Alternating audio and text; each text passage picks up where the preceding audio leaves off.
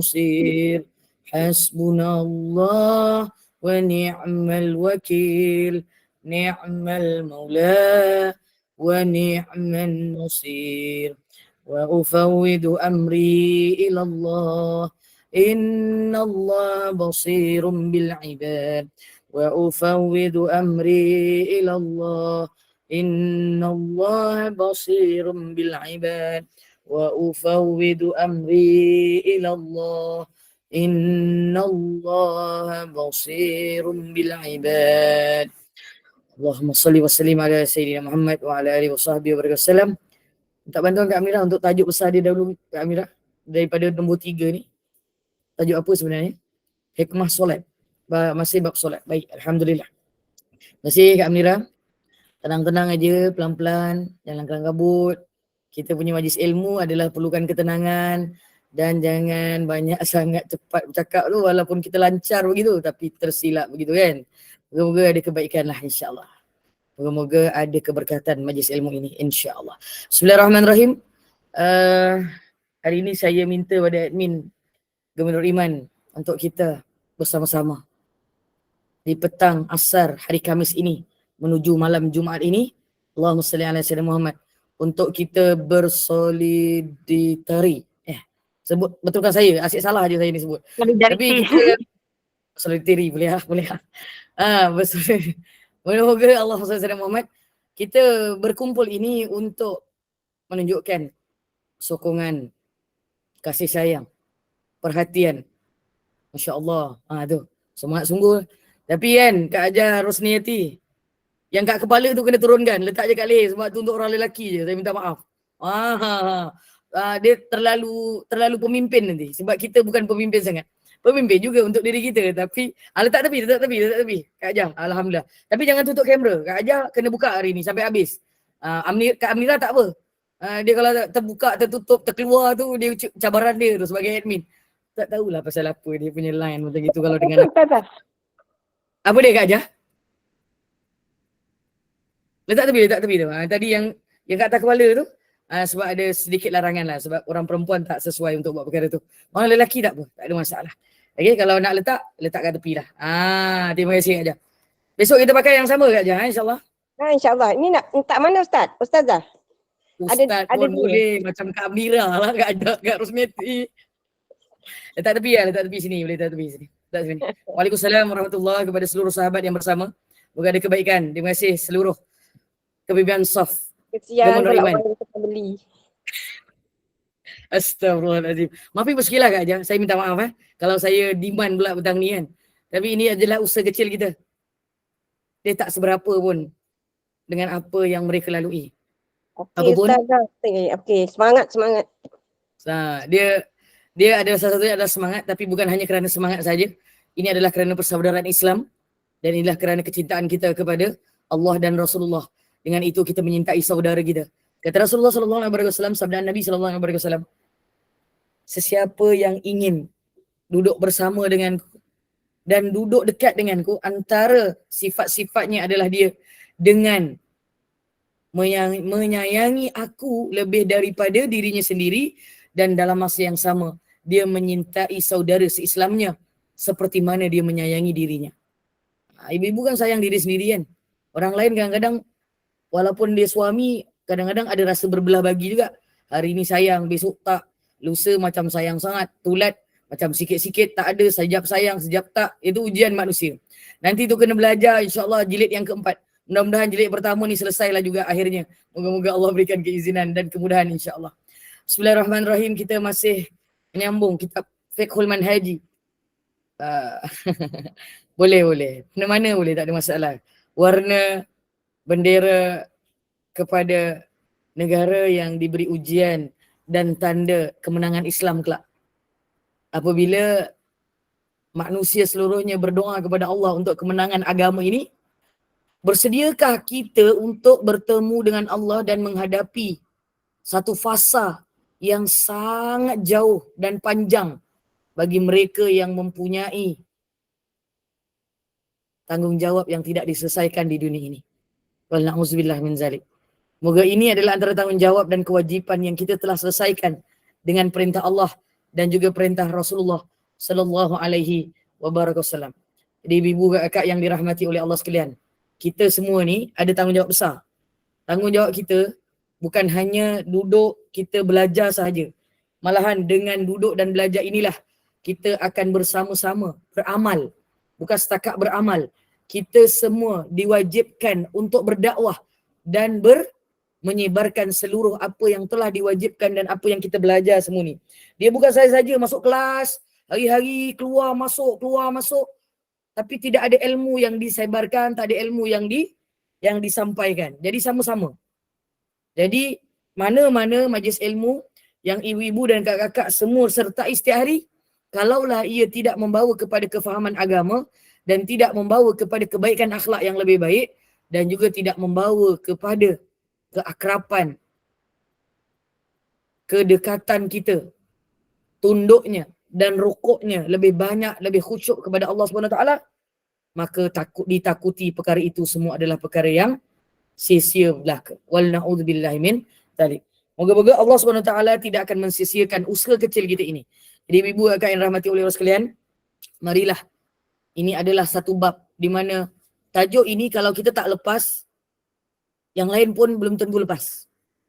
Dalam kita sebagai umat baginda sallallahu alaihi wasallam ni, kalau perkara dalam bab yang terbesar dalam solat ini, berkaitan dengan bab solat ini, kita tak lulus lah bahasa mudahnya.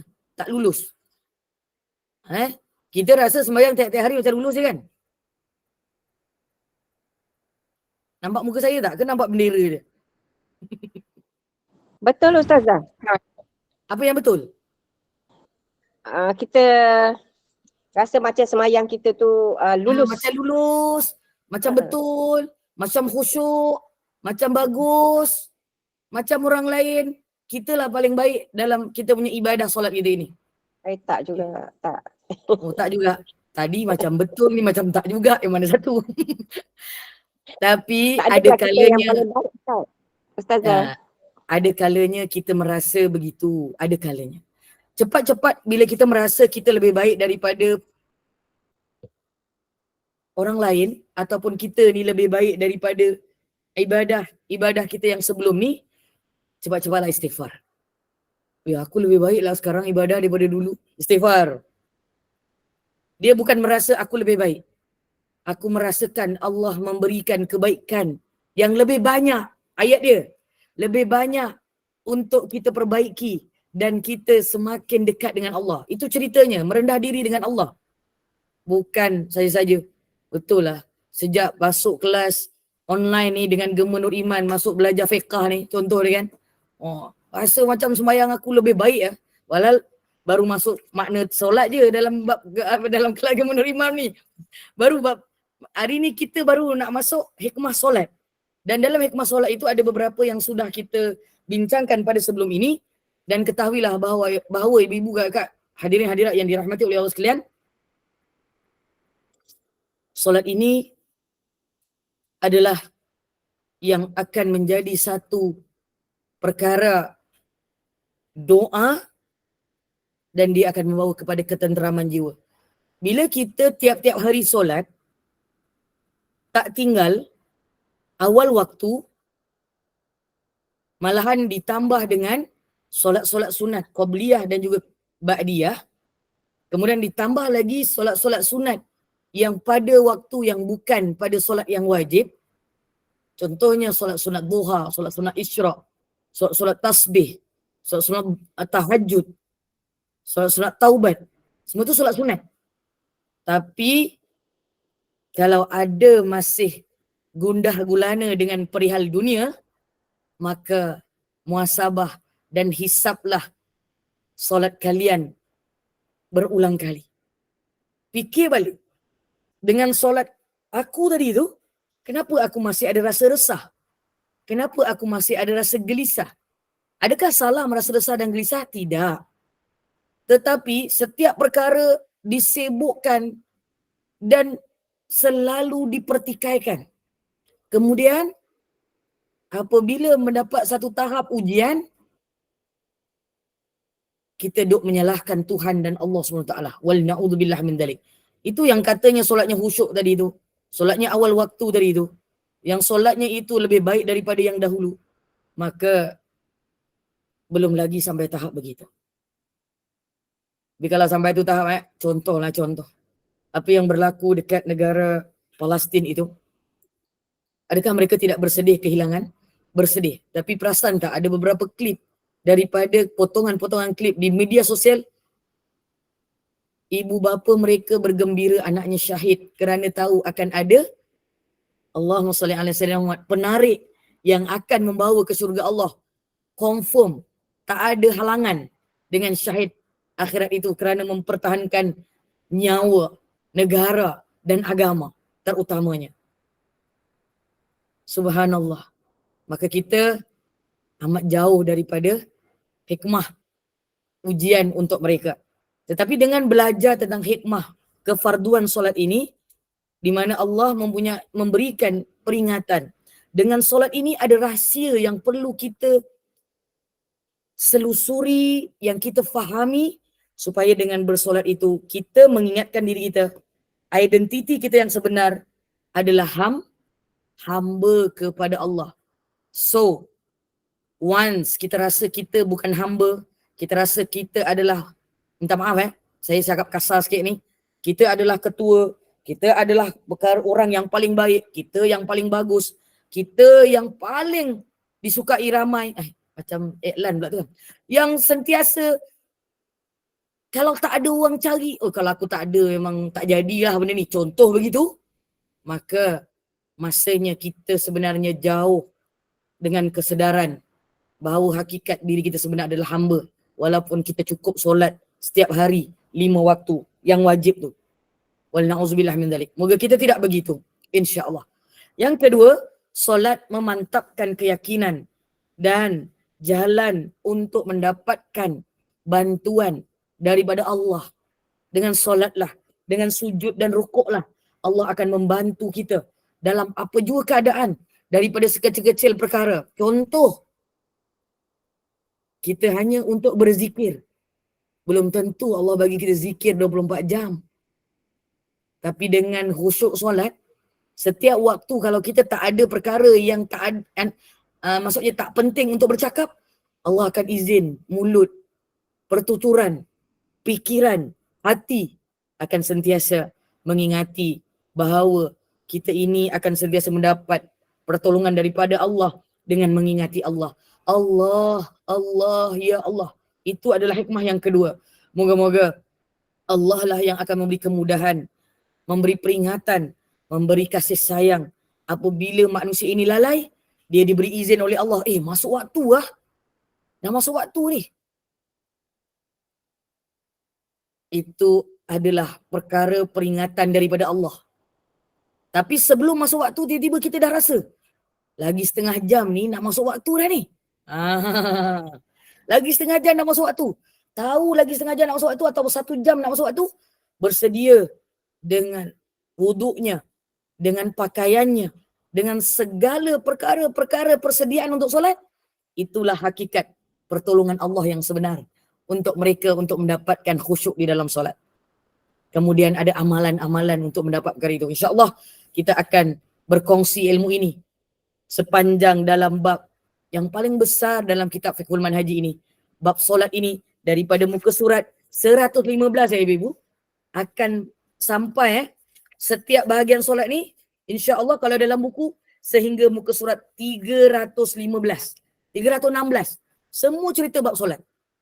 Punya tebal ni, macam ni kan, saya tunjuk dekat saya punya live FB dengan hari ni saya tambah live saya sebab tengah hari tadi saya buat live TikTok, petang ni saya buat juga. Mudah-mudahan tak hilang lah. Saya tak tahu macam nak save sebenarnya. Tapi tak apa, nanti saya explore mudah-mudahan. Sebab dia akan cut off dia punya sikit-sikit. Tapi yang sikit-sikit tu kadang tak sempurna. Jadi tak boleh di share juga. Kita jangan pakai share je kalau tak sempurna ceritanya. Takut dia akan menimbulkan fitnah. Wala'udzubillah min dzalik. Jadi saya tak share lah benda yang terpotong-potong tu. Sebab perkara tu tak sesuai untuk dimasukkan sebab tak sempurna ceritanya. Tapi FB live saya masih ada dan selepas ni jemput singgah YouTube Gema Nur Iman. Kat situ banyak simpanan hikmah dan ilmu daripada para asatizah seluruh Malaysia. Luar negara ada ke? Ada luar negara? Belum dapat lagi? Dah dapat? Luar negara? Ustaz luar negara? Yang balik luar negara tadi saya dengar. Belum ada Ustazah. Dalam Okay, lepas ni 3 Kak Nuri, saja. saya bagi cadangan untuk ustaz luar negara pula ya. InsyaAllah. Boleh? Boleh Kak Ajah? Rosniati? Dulu ada yang Brunei tu tapi dia belum dapat orang kata apa? Tauliah? Tauliah. Dia tak dapat tauliah Oh, jadi tak boleh. online pun kena tauliah juga kan? Ah. Masya Allah. Itu lebih baik lah. Betul lah tu. Itu Tapi lebih baik. sebenarnya dia lah yang takut. Dia risau lah Betul. dia Itu kan. lebih baik. Itu lebih baik. Tapi kalau dia datang daripada bukan negara Asia ni, mungkin negara Arab ke, yang duduk dekat Arab ke, tapi orang Malaysia, insyaAllah dia tak ada masalah lah untuk setakat online ni. Bismillah. Kalau insyaAllah. InsyaAllah. Okay? Kita berdoa. Dan hikmah yang ketiga ibu-ibu, Kak, hadirin hadirat yang dirahmati oleh Allah sekalian, dengan bersolatlah manusia dapat mengambil kesempatan menjadikan dirinya sebagai apa? Sebahagian besar daripada kehidupannya. Sebahagian besar daripada waktu dalam kehidupannya untuk bertaubat. Solat itu bawa kita untuk bertaubat. Tapi kalau bersolat makin lama kita makin mengangkat diri kita sendiri dan kita rasa lebih baik daripada orang lain, itu berhati-hati dengan solat kalian. Moga-moga Allah tidak menguji kita begitulah, insya-Allah. Jadi kesempatan di dalam bersolat itu manusia diberi izin oleh Allah untuk bertaubat. Nanti saya akan bagi contoh bila masa sebenarnya kita bertaubat. Mesti ibu dah tahulah. Dah biasa beramal kan, dah biasa solat. Hari-hari solat. Tak tinggal kan? Kan? Tak tinggal kan? Solat wajib. InsyaAllah Ustazah. Kak. Tak tinggal. Kak Ustazah. Dia bukan insyaAllah dah Kak Ajak.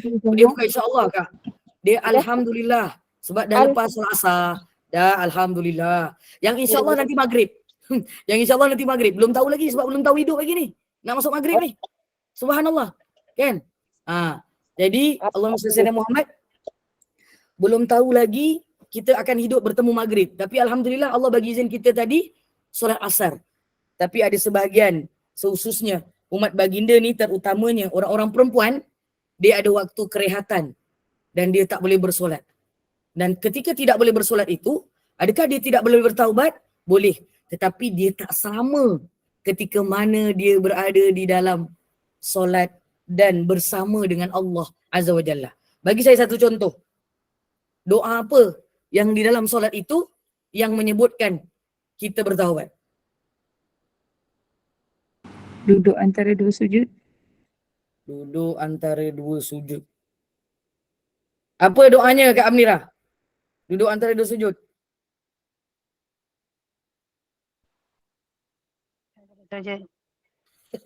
Rabbighfirli. Allah, saya minta maaf lah. Aku terketawa pula. Astagfirullahaladzim, saya minta maaf Kak Amnira.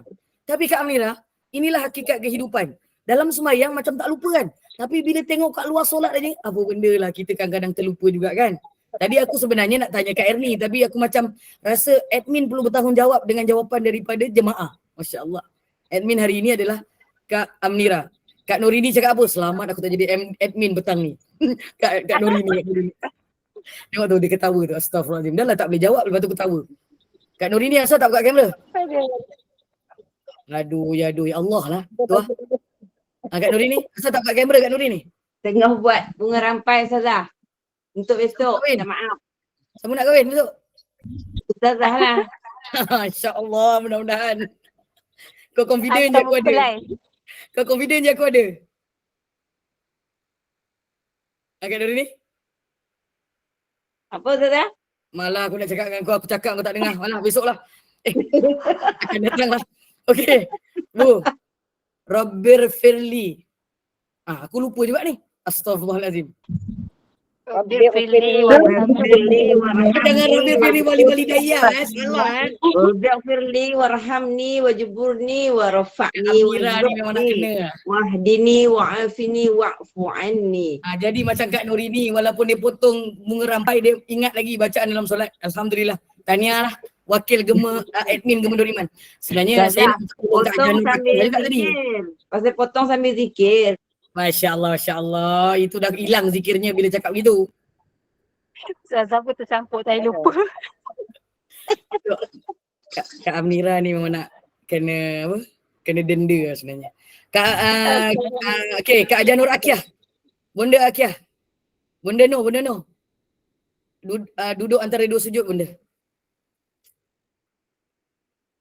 Mana? Rabbir. Ai.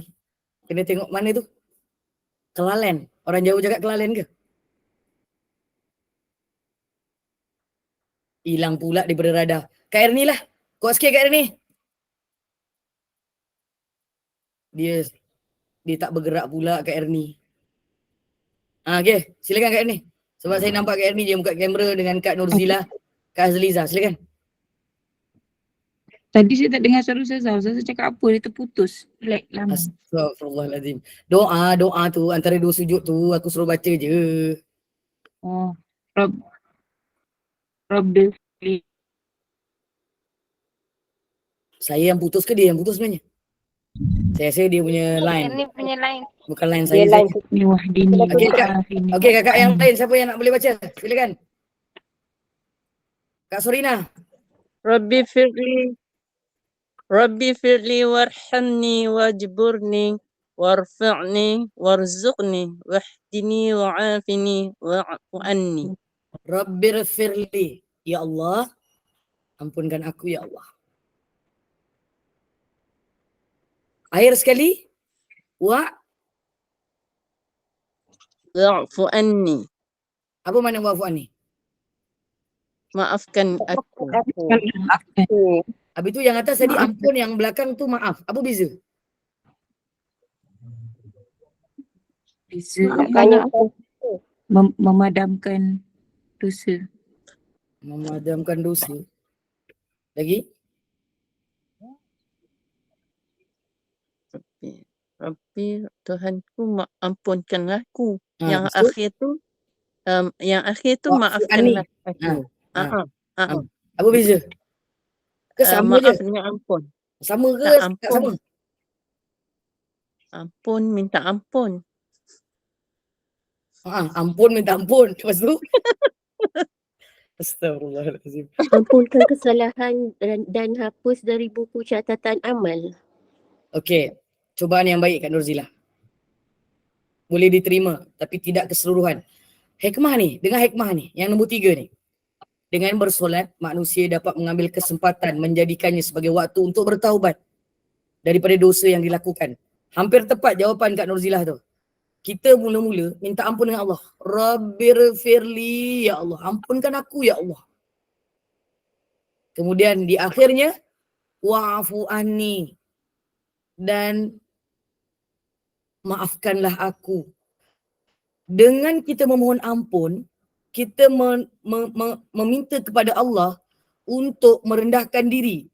Adakah ketika kita baca tu, kita betul-betul baca Rabbir firli ke Rabbi firli warhamni wajburni warfa'ni warzuqni wahdini wa'afini wa'fani. Allahu Akbar.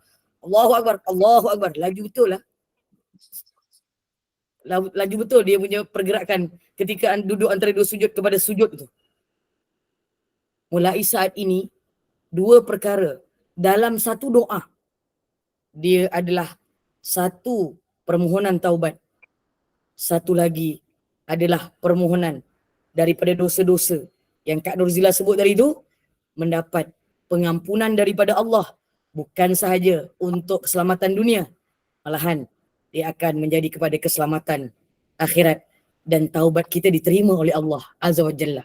Itu adalah di sebalik daripada doa duduk antara dua sujud tu. Yang selama ni kita rasa kita baca punyalah laju macam naik kereta api yang tak ada berhenti tu. Macam bukan ETS. Yang daripada KLIA pergi apa? Pergi KL tu. Aku tak tahu nama dia apa. ERL Ustazah. Kau main orang KL ni. Okay, ERL. Okay, betul. Tahniah. Betul lah. Sebab orang Perak dia panggil ETS, dia tak panggil ERL. Dia lain. Allahumma salli ala Muhammad. Betul, dah ETS kan pergi Perak?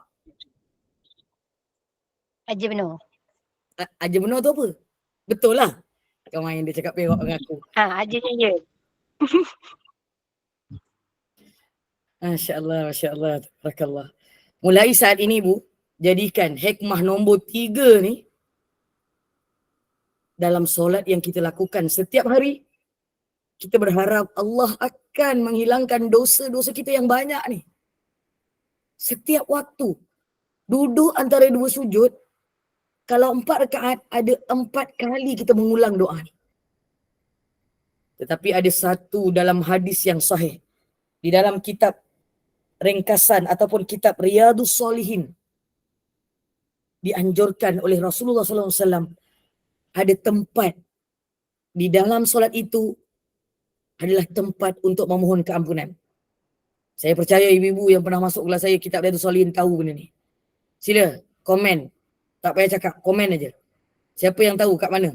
Tempatnya di mana untuk memohon keampunan kepada Allah itu? Selain daripada duduk antara dua sujud. Subhanallah. Sujud lah Ustazah. Sujud. Waktu sujud tu, kita mohon kita doa, mohon ampun kepada Allah. Sebab Kak Ajar Rosniati cakap, dia pengerusi, aku bagilah dia cakap. Yang lain tulis Masa kita sujud lagi, kita rukuk sebelum memberi salam. Tulis je. Dia akan dirakam ni sebab ada rakaman ni. Sebelum salam lagi. Dalam sujud terakhir lagi. Fatihah Ustazah. Sujud. Ihdinas siratal mustaqim tu boleh? Itu memohon jalan Dalam yang lurus. rukuk Ustazah. Okey, Kak Nurini dalam rukuk lagi satu.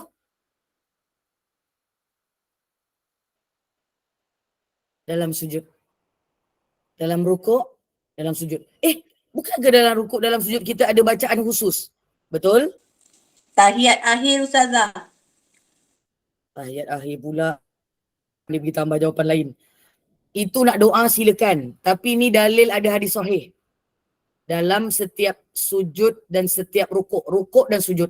Bukan sujud akhir sahaja. Bukan sebelum salam sahaja. Setiap kita rukuk, setiap kita sujud. Misalnya saya buka dalam kitab Riyadhus Shalihin ni. Saya bagi perkongsian kepada ibu-ibu. Allahumma salli ala Sayyidina Muhammad wa ala alihi wa sahbihi wa barakatuh. Sebentar bahawa Rasulullah SAW menganjurkan. Subhanakallahumma tu kan. Subhanakallahumma Rabbana wa bihamdika Allahumma firli. Kan? Betul? Kak Nurini dapat daripada mana? Hadis itu daripada doa-doa Nabi. Yelah, belajar kat kelas mana? Memang baca sendiri ya? Memang ada ustaz yang beritahu. Ada ustaz Ada bagi tahu, lagi ustaz siapa? bacaan. Ustaz siapa? Haji Wan Hamidi. Haji Wan Hamidi. Okey. Dan itulah yang disebutkan dalilnya di dalam Allahumma salli ala Sayyidina Muhammad wa ala alihi wasallam di dalam sujud dan rukuk dan sujud di dalam kitab Riyadhus Shalihin. Betul lah tu. Selepas kita baca Subhana Rabbiyal A'la wa bihamdi, Subhana Rabbiyal Azimi wa bihamdi, terus sebut Allahumma gfirli. Ataupun dalam riwayat yang lain Allahumma gfir lana pun boleh. Dua-dua boleh. Ada bacaan lain juga kan Ustazah? Apa dia? Ada bacaan lain juga kan? Baca itulah dulu. Rukuk dengan sujud ni, jangan lain lagi. Yang itu pun belum tahu lagi kita nak buat ni, kita buat yang tu dulu. Apa Kak Nurini tadi? Ulang lagi sekali Kak Nurini, ayat Kak Nurini. Bacaan dia. Subhana Rabbiyal Azimi wa bihamdi. Subhanakallahumma Rabbana wa bihamdika Allahumma firli. Sebenarnya Subhanakallahumma bihamdika tu sama dengan apa yang bacaan yang kita baca biasa tu. Subhana Rabbiyal Azimi wa bihamdi. Subhana Rabbiyal wa bihamdi. Ya, lepas tu terus sambung Allahumma firli. Allahumma gfirli zambi. Pun boleh. Kalau Allah maghfirli pun boleh. Tanpa ada zambi tu pun boleh, tak ada masalah. Yang penting kita minta ampun pada Allah dalam rukuk kita dan sujud kita. Kalau kalian belum bermula, maka mulakan hari ini. Bila? Nanti maghrib nanti. Tapi kalau jamaah Ustazah nanti tak sempat nak baca. Baca bacaan dalam rukuk dan solat dan sujud itu tak payah baca sampai 3 kali, baca sekali je lah. Kemudian doa minta ampun pada Allah. Boleh baca sekali, apa pula tak boleh? Mestilah boleh sebab sekurang-kurang tumakninah untuk sujud dan rukuk nanti ada dalam kitab Fiqhul Manhaji ni, insya-Allah Allahumma salli ala sayyidina Muhammad adalah subhanallah saja. Maka kalau kita sebut subhana rabbiyal a'la, minta maaf, subhana rabbiyal azimi wa bihamdi ketika rukuk. Cukup tak sekali? Cukuplah. Dia sebagai mengamalkan sunnah dengan membaca dan tak perlu lagi sujud sahwi sebab dalam rukuk. Kemudian baca Allahumma firli. Ada lagi yang panjang dalam sujud pula. Sujud yang mana Ustazah? Soalan. Mesti ada soalan kan? Namanya tidak disebut sujud yang mana, kata Rasulullah dalam muka surat kitab ringkasan Riyadhus Shalihin, muka surat 83. Ibu-ibu boleh catat. Kitab ringkasan Riyadhus Shalihin, muka surat 83. Anna Rasulullah sallallahu alaihi wasallam kana yaqulu fi sujudihi Allahumma ghfirli zambi kullahu diqqahu wa jillahu wa awwaluhu wa akhiruhu wa alaniyatahu wa sirrahu. Kalau jadi imam, dia tak digalakkan baca ni. Tapi kalau baca sendiri, solat sendiri, sangat-sangat digalakkan baca seperti mana yang Nabi amalkan. Inilah amalannya. Paling tidak yang disebutkan tadi oleh Kak Ajah Nurini tadi tu, selepas masa sujud, subhanakallahumma rabbana wa bihamdik, betul? Ataupun subhana rabbiyal a'la wa bihamdik. Kalau lebih kurang sama kan? Tapi ucapannya berlainan, dalam dalil yang berlainan tu. Terus saja sambung, Allahumma gfirli, muka surat 81, kitab ringkasan Riyadhus Shalihin. Dalil dia untuk kita memohon ampun kepada Allah. Dan apabila kita duduk antara dua sujud, akhir sekali kita menyebut, kita mohon pada Allah, wa'fu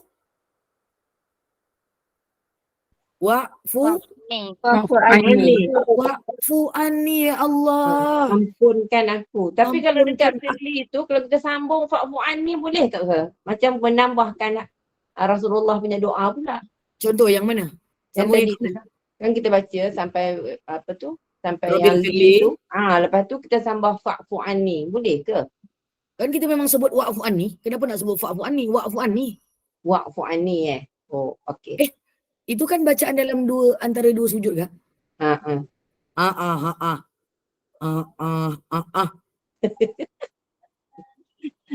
Bila dah belajar aku ni. Confuse. Yang tadi dalam rukuk dengan sujud. Ustazah Yes, aku. Ada lagi bacaan lain yang Rasulullah amalkan ke dalam rukuk dan sujud kan Ustazah? Kalau saya salah, betul kan? Apa dia? Silakan. Subuh Qudus Rabbul Malaikat Warruh. Sahih Muslim daripada Sayyidatina Aisyah radhiyallahu anha. Allahu a'lam. Waradu anha. Betul? Banyak kan amalannya. Tapi sekarang ni, doa subuh Qudusun Rabbul Malaikati Warruh itu, kita masih lagi mensucikan. Mensucikan apa? Maha bersih, maha sucinya Allah, Tuhan kepada para malaikat dan Jibril. Sekarang kita punya tujuan, kita punya hadaf, kita punya matlamat. Bunyi keletek, kerincing-kerincing akak punya suara tak tutup tu kak. Dia bergema-gema suara saya betul. Dalam hikmah yang ketiga ni, kita nak mohon daripada Allah pengampunan. Dia bukan minta taubat aja. Dengan taubat itu kita mohon ampun dengan Allah. Supaya bila diampunkan tak ada lagi dosa yang akan ditunjukkan di hari akhirat. Sebentar ya, ada yang confuse dekat dalam FB saya ni. Apa? Sekejap ya kak, apa kak confuse? Mana pula yang confuse tadi, macam dah tak confuse pula. Hilang pula, sebentar ya. Allahumma gfirli zambi. Bukan Allahumma zambi. Allahumma gfirli zambi. Panjang sebenarnya tu. Allahumma gfirli zambi kullahu diqqahu wa jillahu wa awwalahu wa akhiruhu wa alaniyatahu wa sirrahu. Panjang lah. itu salah satu daripada doa Nabi SAW ketika sujud dalam riwayat Imam Muslim daripada Abu Hurairah radhiyallahu anhu wa radu'an. Allahumma gfirli zambi Kak Sal Zainal. Okey, betulkan sikit. Allahumma gfirli zambi. Boleh boleh dapat Kak? Boleh yang tadi yang cakap sebelum salam ke ataupun dalam sujud akhir je, tidak. Dia setiap kali sujud doanya itu, dan juga dalam setiap kali rukuk juga disebutkan juga Allahumma ghafir firli yang disebutkan awal oleh Kak Jah Nurini tadi tu. Itu dalam riwayat Allahumma salli ala sayyidina Muhammad Imam Bukhari dan Imam Muslim daripada Sayyidatuna Aisyah juga. Yang tadi Kak Amrila cakap tadi tu pun sama, itu pun boleh kalau nak buat amalan tu. Tapi fokus kita hari ini bila melihat hikmah daripada kefarduan solat ini adalah untuk memohon keampunan dan Allah padamkan segala dosa-dosa dan kehilafan kita. Insya-Allah. Amin. Allahumma amin. Okey Kak Amirah. Macam ke bawah sangat tu. Sikit lagi. Saya belum habis lagi tu. Yang nombor 3 tu. Okey. Dan Rasulullah SAW bersabda, menjelaskan sesungguhnya perkara tersebut ada di dalam hadis daripada Sayyidina Jabir bin Abdullah radhiyallahu anhu wa radu'an, katanya Nabi SAW bersabda, Masalus salah al-khamsi kamathali naharin jarin ghamrin ala babi ahadikum yagtasilu minhu kulla yawmin khamsa marrat qala al-Hasan wa ma yubqi dhalika minad daran. Maksudnya, solat 5 waktu itu seumpama sungai yang mengalir dengan air yang begitu banyak di pintu rumah seseorang daripada kalangan kalian.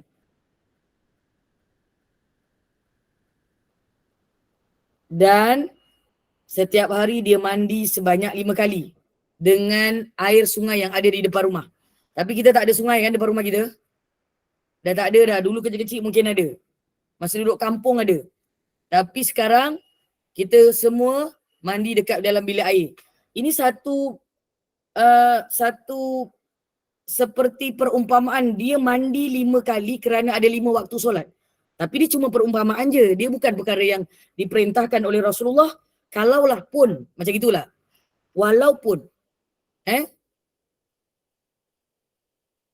ayatnya kat sini ni, kamisli naharin jari ghamrin ala babi ahadikum yaktasilu minhu kulla yaum. Hamsa marrat. Kalau kalian mandi setiap hari 5 kali dengan air yang mengalir di hadapan kalian tu, kemudian Nabi bertanya.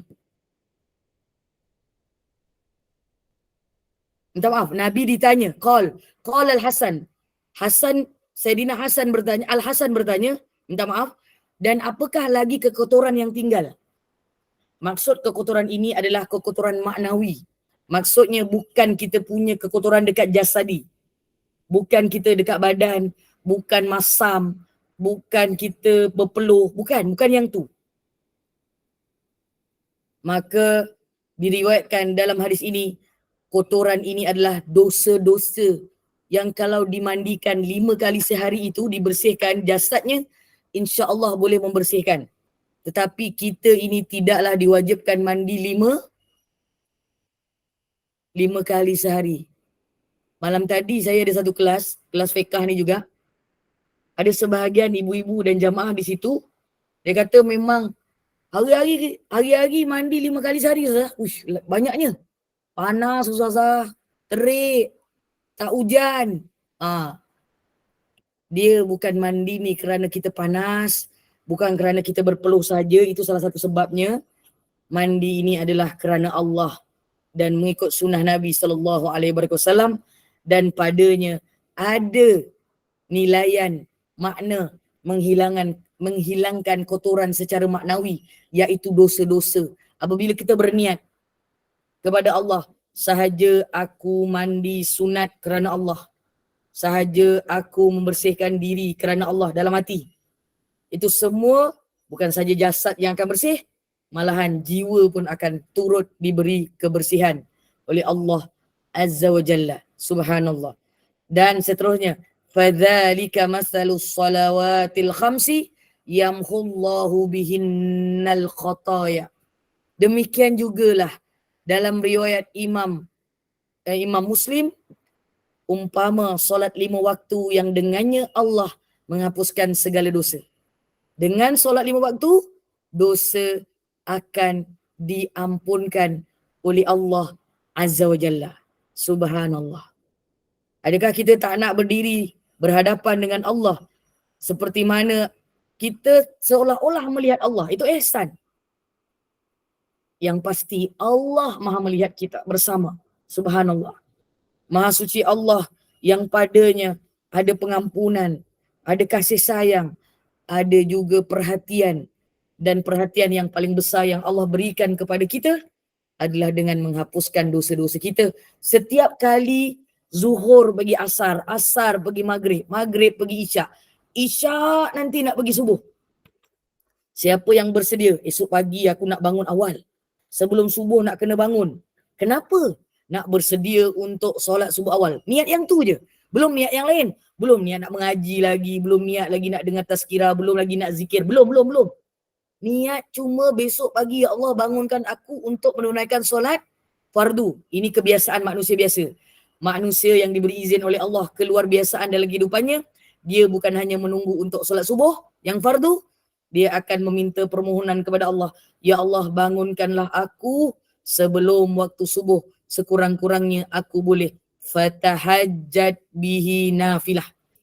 Aku boleh solat sunat 2 rakaat tahajud. 2 rakaat. Ni 2 2. 2 rakaat. 2 Sikit no saja. Kita orang 8. Jangan belagak sangat Kak. Minta maaf. Jangan sebut 8, 10, 12. 2 pun jangan sebut. 2 pun jangan sebut. Yang saya sebut tadi adalah daripada makna daripada dalil Al-Quran. Kak Latifah Hasbir ada nak bertanya ke? Silakan. Maaf ya Ustazah, saya nak Miskin. tanya. Fadal. Kalau kita terbangun lambat lah Ustazah, tiba-tiba kita terdengar azan subuh ya, boleh tak kita qada solat tahajud Ustazah? Soalan saya, adakah solat tahajud itu tidak ditinggalkan dalam seminggu sekurang-kurangnya 5 kali? Tak. Maknanya Kalau tidak, maknanya cuma sekali-sekala je kan?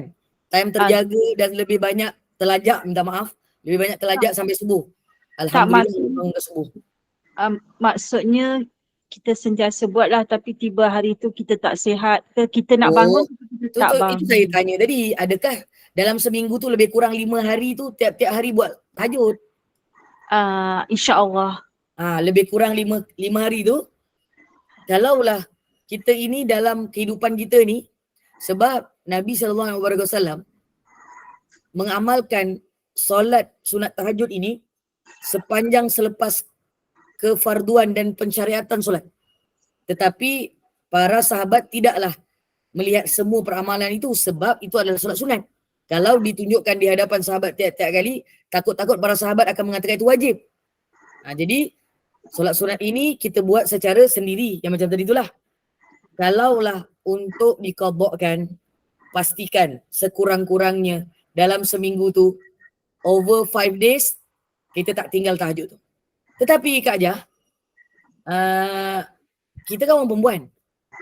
Sebulan sekurang-kurangnya bagi yang masih uzur, dia akan kehilangan 7 hingga 15 hari sebab dia tak solat. Jadi saranan saya, bukanlah dia tak boleh untuk Allahumma salli ala Muhammad diqadhakan. Tetapi pada saya yang lebih selamat, kita berazamlah esok kita buat je. Tak payah qadha yang tu, kita terus aulakan mana yang pada waktu itu dah masuk subuh. Subhanallah. Dan pastikan sebelum subuh itu 2 rakaat solat sunat tidak ditanggalkan. Boleh ditambah dengan solat sunat mutlak, boleh juga ditambah dengan solat sunat taubat. Tapi nak lebih ringkas dan dia diharuskan solat 2 rakaat sebelum subuh itu boleh padanya disertakan dengan niat solat sunat mutlak, juga solat sunat taubat. InsyaAllah. Tanpa perlu qada solat tahajud tadi tu. Wallahu a'lam bissawab. Ustazah, Assalamualaikum. Saya nak tanya boleh? Saya ada baca kan, dengar dan baca. Masa zaman sahabat Rasulullah dulu, dia jumpa Rasulullah SAW, dia jumpa Rasulullah, dia kata kat Rasulullah, saya ada tua, dia tak larat lah nak buat yang mana sunat-sunat. Lepas tu dia tak larat apa semua. Lepas tu dia tanya Rasulullah, macam mana saya nak dapat pahala tahajud yang bangkit tengah malam tu. Lepas tu Rasulullah dapat dia, boleh dapat, Rasulullah kata. Di antara, saya nak tanya lah betul tak betul, di antara Maghrib dengan Isya tu, banyak-banyaklah kita baca Quran, buat zikir lah apa itulah, buat ni lah kan, banyak amalan lah. Sampai betul ke Ustazah, saya dengar artikel tu. Saya perelokkan sedikit hadis tu, dia perlu diselesaikan hadis tu sebenarnya. Untuk mendapatkan pahala qiyam pada setiap malam, maka solatlah berjamaah Maghrib, Isyak, sebenarnya Isyak dan subuh saja. Berjamaah. Kalian akan mendapat pahala qiyam. Walaupun tak bangun malam pada waktu tu. Tapi solat Isyaknya berjamaah, solat subuhnya berjamaah. Tapi untuk yang tadi tu saya minta maaf, saya macam kurang dengar ataupun kurang maksudnya mengetahui kalau berzikir pada antara Maghrib hingga Isyak tu akan mendapatkan pahala qiyam. Tetapi saya elokkan sikit, ada satu hadis yang lain bahawa solat berjamaah untuk Isyak akan mendapat separuh malam dan solat jamaah subuh akan membawa kepada pahala qiyam seluruh malam. Wallahu a'lam. Au kama qala Rasulullah sallallahu alaihi wasallam. Wallahu a'lam kat Nura ini. Dah tahu dah jawapannya macam mana nak dapat pahala qiyam? Dah tahu dah. Saya baca yang tu mungkin dia tak huraikan. Baik. Mungkin sekarat kan. Ustazah hurai ni saya faham lah. Terima kasih Ustazah. Sama-sama. Wallahu a'lam. Kak Latifah tadi okey? Penerangan saya tadi tu? Okey Ustaz. Tapi kan Ustazah tadi yang hadis yang nombor 2 tadi, kita tak solat berjemaah sebab suami kita pergi ke surau kan. Dia solat surau tapi kita tak pergi Isyak tu, tapi kita cuma pergi subuh je. Adakah kita juga layak dapat tu? InsyaAllah. Moga-moga Allah menerima. Moga-moga Allah. Allah menerima. InsyaAllah. Lagipun suami kita pergi kan.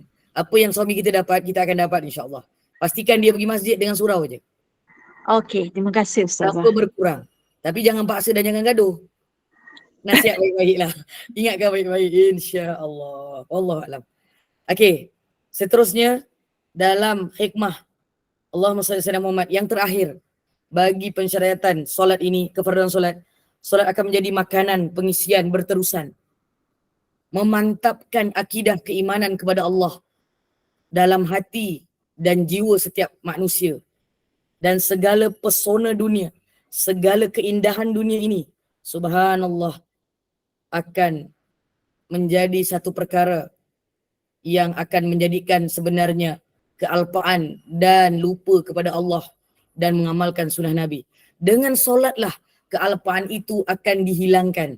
Dengan gelora nafsu bersama dengan rakan-rakan, keluarga, kenikmatan dunia semua ni ditakuti kalau kita tak rukuk dan sujud di hadapan Allah SWT, dia akan menjadi satu keingkaran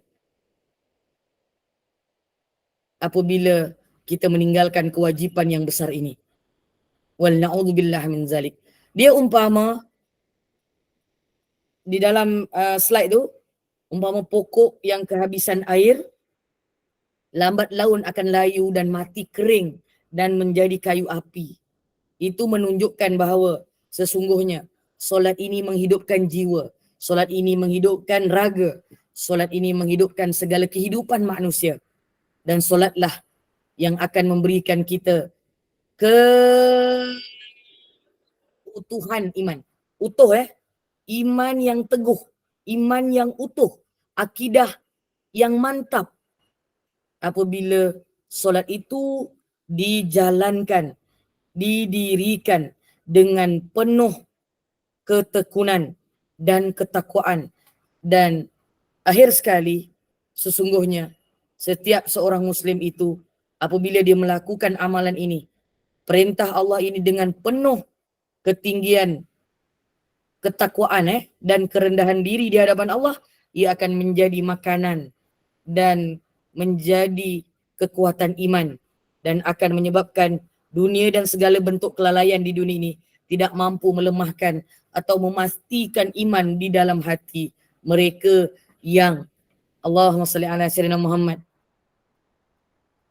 mengutamakan ibadah solat di dalam kehidupan harian kita bersama. Inilah yang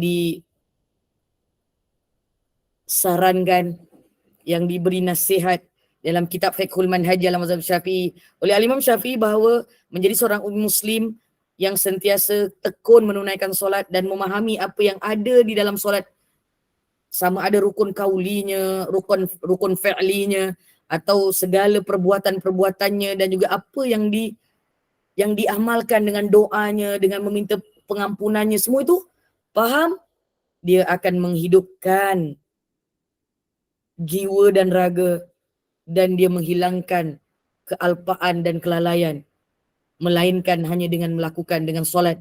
Mudah-mudahan Allah kurniakan solat yang berkualiti dan ada khusyuk di dalam setiap rukuk dan sujud dan pengamalan dalam mendirikan solat fardu terutamanya.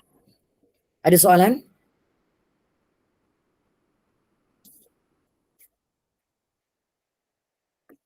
Tak ada. Assalamualaikum Ustazah. Waalaikumsalam. Ya. Bagaimana kita sering terdengarkan orang bercakap, saya kalau susah hati saya tak boleh nak khusyuk sembahyang. Sedangkan mengikut apa yang Ustazah beritahu tadi, dengan sembahyanglah yang beri kita sebagai makanan kepada iman kita. Subhanallah. Minta Ustazah tolong ni kan sikit. Kalau diikutkan bagi mereka yang apabila solatnya itu akan memberikan ketenangan dan dia tidak terpesona lagi dengan perkara dunia yang banyak dan melalaikan, adalah dengan apabila nanti dalam setiap bahagian dalam kitab Fiqhul Manhaji ini, insya-Allah, selain daripada kita akan belajar tentang dalil-dalil pensyariatan daripada solat ini, kenapa diwajibkan kepada umat baginda, kepada Nabi Muhammad SAW, dan hukum-hukum meninggalkan dan menunaikannya sekali, Allahumma salli ala Muhammad, kita akan mengelokkan segala perbuatan daripada rukun fi'li, kauli dan seluruh apa yang juga di dalam qalbi.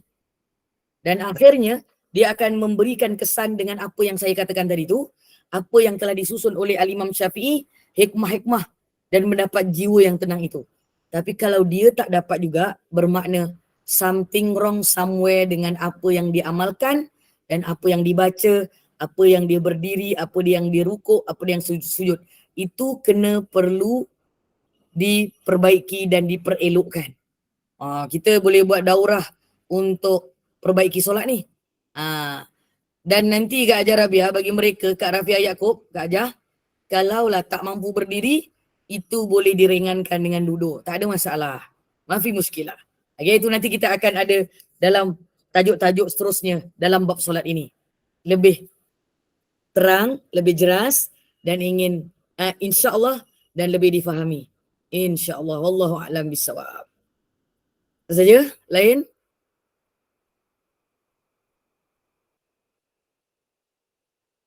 Assalamualaikum Ustazah. Waalaikumsalam. Ni tentang solat orang sakit lah Ustazah. Nak tanya sikit lah sebab macam urgent kan. Tentang solat jamak. Dia sakit, orang ni sakit, dia kanser yang menyebabkan kencing dia tak tus. Adakah, tapi dia masih boleh pergi ambil sembahyang lah, cuma dia letih lah, lemah lah. Tak boleh selalulah pergi air. Adakah dia boleh sembahyang jamak? Dia masih boleh berdiri? Boleh.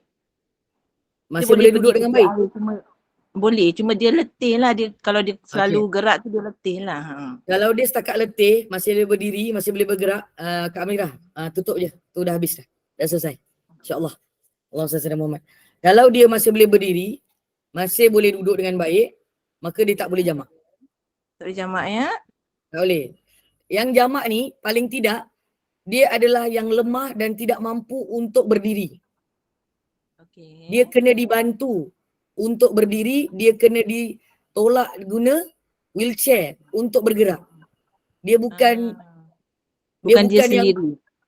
dia bukan uruskan diri sendiri. Kalau masih uruskan diri sendiri walaupun dia ada kanser, Allahumma salli ala Muhammad wa ala alihi wasallam, maka yang itu tidak lagi dibolehkan, tak boleh lagi untuk jamak. Saya bagi contoh yang paling mudah lah, yang dekat dengan saya lah. Saya minta maaf terpaksa saya guna contoh ni sikit. Mak saya bedridden dah. Dia tak boleh berdiri. Walaupun dia boleh berdiri tapi dia tak boleh buat uruskan diri dia. Dah tak boleh dah. Yang tu dibolehkan, bukan disunatkan, diharuskan untuk dia jamak. Bukan kasar jamak. Tapi ada masa dia tak boleh bangun duduk pun. Dia terus dia baring, tak boleh bangun. Kita akan ambilkan sembahyang di ketika baring saja. Dan itu boleh dikasarkan, takut dia terlepas, habis angin nanti kalau terlepas. Tu. Saya akan tanya dia. Lepas saya ambilkan wuduk dia dalam masa 2 bulan ni, agak kritikal juga mak saya keadaannya, tapi dalam seminggu 2 ni semakin baiklah. Tapi tak boleh bangun dah. Tak boleh berjalan dah. Walaupun dia berusaha. Tapi dia akan bergoyang begini tangannya. Itu kira bedridden lah sebenarnya. Bedridden ni satu tak boleh berdiri langsung ataupun dia boleh bergerak tapi dia tak boleh berjalan. Contoh je itulah kan. Jadi yang itu diharuskan untuk jamak. Tapi kalau dia hampir dalam keadaan yang agak kritikal, pernah kritikal dalam sebulan yang lepas, pernah lah. Dia kadang-kadang terlupa sikit. Okey mak, saya cakap dengan dia, yang ni mak kena jamak. Takut nanti dia terlepas angin apa benda tu hilang, so nanti dia tak adalah kena basahkan lagi untuk ambil wuduk. Kemudian ketika ambil wuduk, bila orang sakit ni ibu-ibu, jangan jadi macam ambil wuduk macam kita. Ambil yang wajib sahaja. Yang sunat tak payah. Wallahualam. Jadi yang tadi tu, dia tak boleh lagi jamak lah. Kecuali dia memang dah tak boleh bangun. Orang uruskan dia. Yang itu boleh. Itu harus. Wallahualam. Terima kasih. Terima kasih banyak Ustazah atas pencerahan. Syukur Alhamdulillah. Alhamdulillah. Okay. Betul tu, kalau tak sempurna hukum kauli, rukun fi'li yang hilang, ketenangan yang dapat dipersolat tidak akan diperolehi. Betul. Maka kita faham apa kita baca. Kita tahu bismillah tu maknanya apa. Alhamdulillah tu apa maksudnya. Ar-Rahmanir-Rahim kita tahu apa maksudnya. Kita baca tadi tu, Rabbirfirli warhamni wajburni warfa'ni warzuqni wahdini wa'afini wa'afu'ani. Faham ke tak? Kalau belum faham, fahamkan.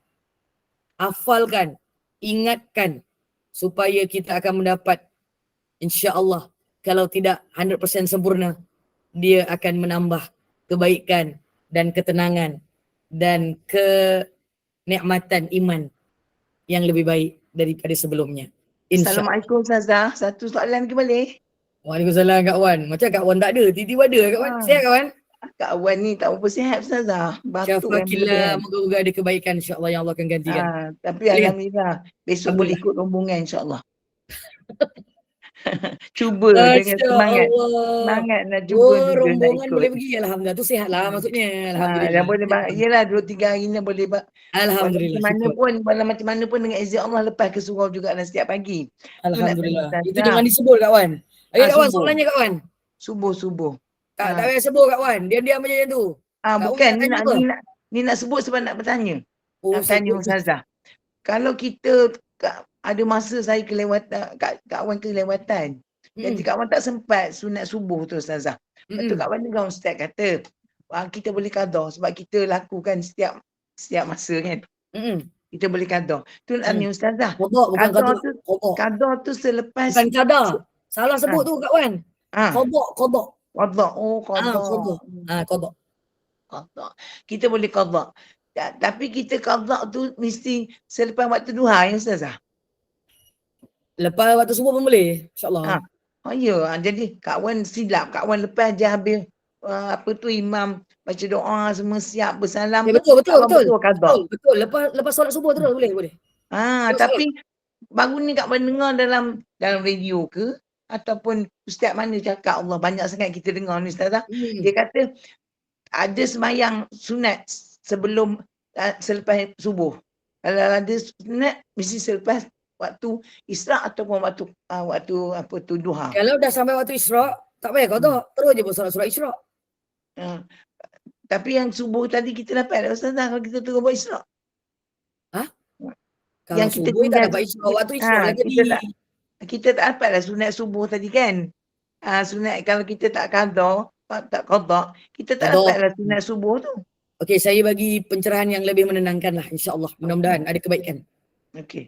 Kalaulah setiap hari kita ini tidak meninggalkan solat sunat 2 rakaat, solat sunat subuh 2 rakaat itu, dan kita terlupa ataupun terlewat lah, tak terlupa lah, terlajak lah, sebab kita nak kejar untuk yang wajib tadi tu kan, yang fardu tadi tu, maka moga-moga Allah tetap mengekalkan pahala itu akan diberikan oleh Allah SWT walaupun tak qada, insya-Allah.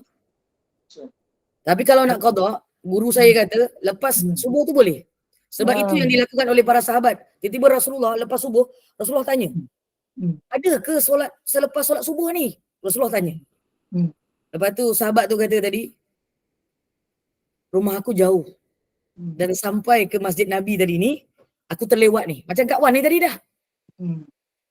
Maka aku tak sempat untuk menunaikan solat sunat subuh 2 rakaat. Maka Rasulullah mendiamkan diri. Mengiyakan dengan diamnya Rasulullah. Kan ada dalil menunjukkan bahawa perkataan diamnya Rasulullah itu juga adalah sunnah. Dan dalil yang rumah kita dekat sana. Yelah, tapi akak tak sempat sekarang ni, bukan masalah dekat dengan jauh. Yang cerita kisah tadi tu rumahnya jauh. Maksud saya begitulah. Jadi saya sarankan, solat sunat ni sebenarnya, kalau kita nak pergi surau dan dekat, solat je kat rumah.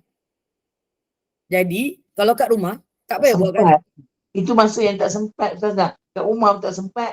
Nak kerja ke surau pun. Yelah, kalau tak sempat, maka kerja yang wajib, yang sunat ditinggalkan sekali tak ada masalah.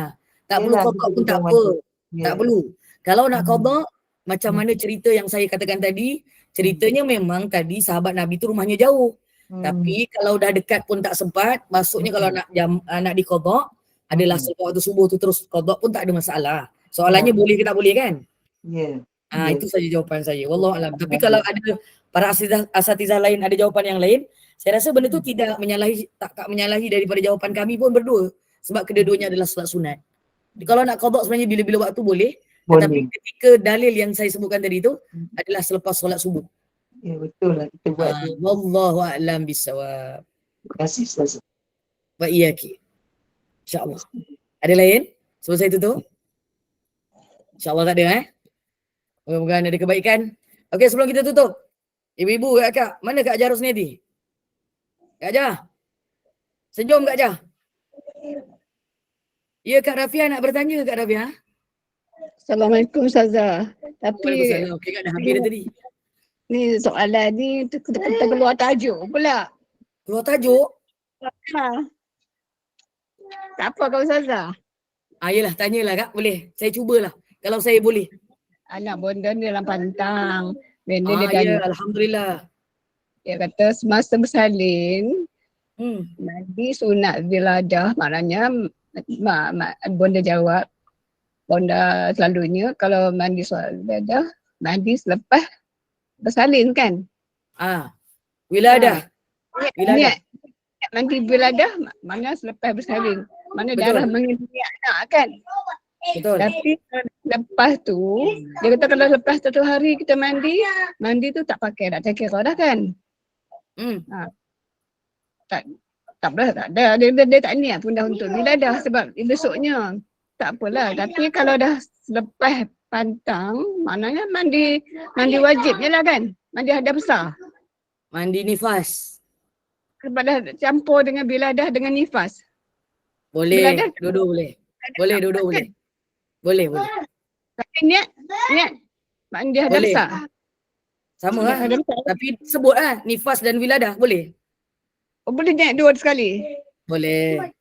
Awal Okey, boleh, okey. akhir pun boleh. Dia dalam riwayat yang berlainan. Boleh, dua-dua boleh. Tapi yang paling penting kalau tanya saya paling utama adalah selepas lahir. Sebab dia adalah mandi wiladah, bukan mandi nifas. Selalu kita faham macam tu lah kan? Betul, Tapi betul. kalau Itu lebih afdal. Itu yang paling afdal. boleh niat dua sekali ataupun Oh boleh, dia ni nak ada tengok cerita nak dia kat situ tu. Laju Kak Rafiah ni. Okey, nanti kita cerita kemudian. Kita nak tutup kelas ni dah 6.30 ni mudah-mudahan. Sebelum kita tutup ni. Sama-sama Terima Kak Jah. kasih. Sama-sama. Mudah-mudahan dimudahkan. Okey, sebelum kita tutup. Kak Amnira. Siapa nak ambil gambar ni? Tapi sebelum kita nak ambil gambar, doa ini adalah untuk pengerusi Gemma Nur Iman. Esok adalah hari lahirnya. Sana helwa ya Jamila. Sana helwa. Ya kami. Dia pula yang nyanyi sendiri. Mana boleh orang lain lah. Sana helwa ya Jamila Kak Ajar Rusniati. Sana helwa ya Jamila. Saya tak tahu lagi saya boleh sampai ke tidak besok. Tapi kalau saya sampai nanti saya nyanyi lagi lah. Kalau saya sampai. Kalau tak sampai, saya dah nyanyikan dulu ni. Saya dah doakan dulu. Dia bukan sekadar menyanyi. Ini adalah ucapan kasih sayang daripada saya dan seluruh keluarga besar Gemma Nur Iman. Untuk khususnya daripada kelas pengajian Allahumma salli ala sayyidina Muhammad Fiqhul Manhaji ala mazhab Imam Syafi'i ini, kami ucapkan in advance Kak Jah. Moga-moga umur yang berbaki ini adalah umur yang paling diberkati, yang dirahmati dan yang paling diperhatikan oleh Allah dan yang paling diberi keberuntungan oleh Allah dan diberikan gantian yang sebaik-baik gantian dengan sedikit ujian yang Allah berikan di dunia ini.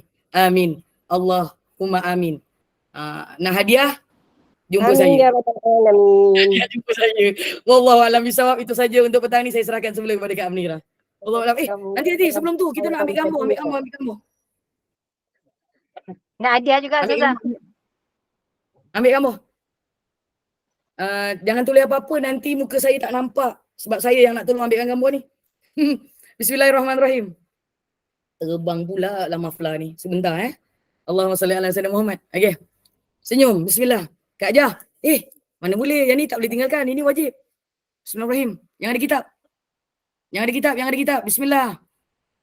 Bismillah. Ready? 1, 2. Bismillah.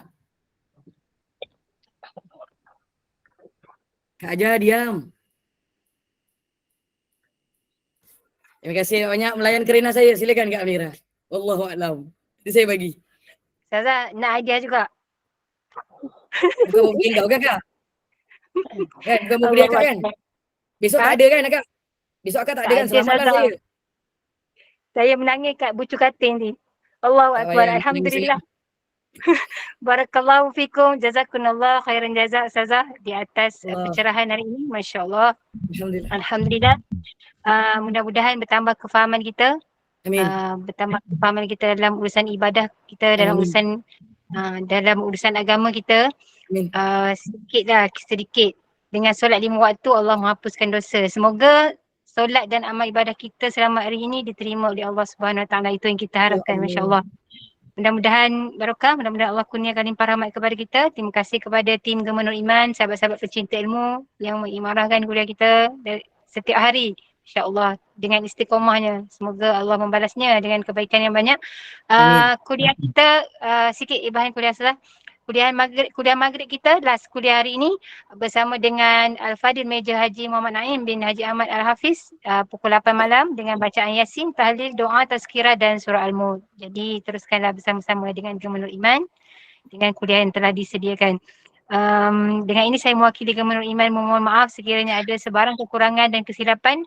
Yang baik itu datang daripada Allah, yang tidak baik dan kelemahan itu daripada kami sendiri.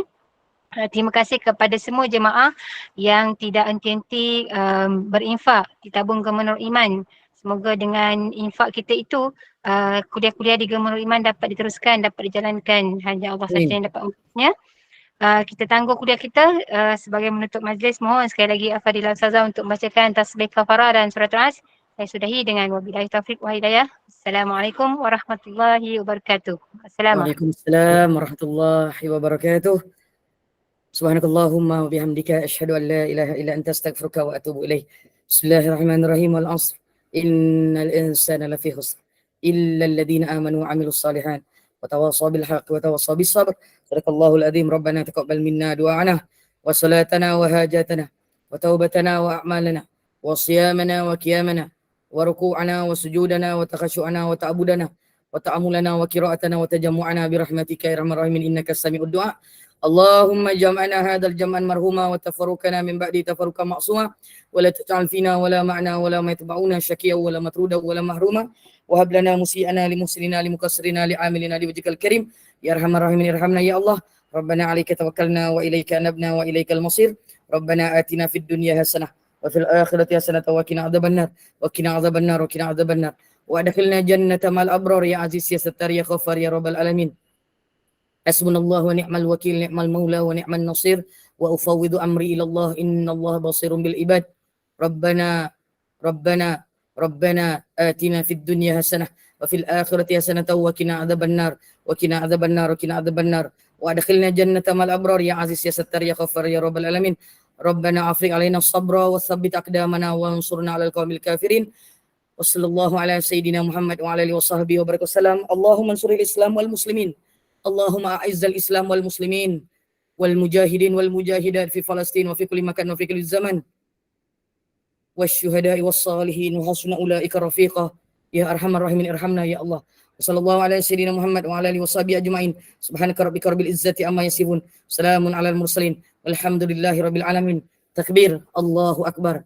Takbir, Allahu akbar. Allahu akbar. Allahu akbar walillahil hamd.